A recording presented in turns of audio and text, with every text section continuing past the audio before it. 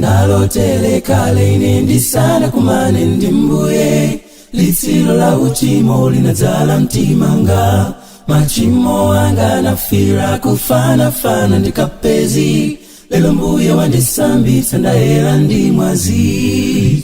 Litsilo kumapazi, litsilo mutu wanga, litsilo mtimamu. Lelo Yesu wandisambitsa ndayera kupambana mungati matalala.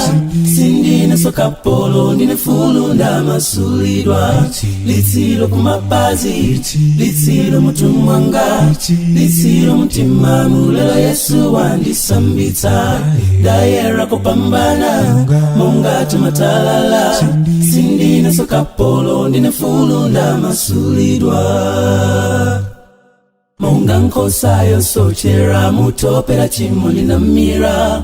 Machimo chuluka anadzala mtimanga. Koma mbusa wabwino Yesuyo analola kufa malo mwanga. Ni mwazi anakhetsa wandituka chimolo. Litsilo kumapazi, litsilo mutu wanga, litsilo mtimamu. Lelo Yesu wandisambitsa ndayera kupambana mungati matalala. Sindine sokapolo ndine fulu ndamasulidwa. Litsilo kumapazi, litsilo mutu wanga, litsilo mtimamu. Lelo Yesu wandisambitsa ndayera kupambana mungati matalala. Sindine sokapolo ndine fulu ndamasulidwa.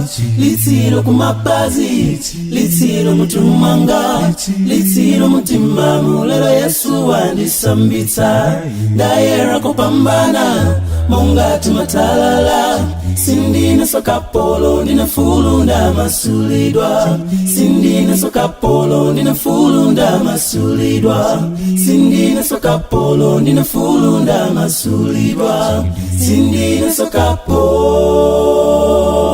sokapolo ndine fulu ndamasulidwa. Sulidwa.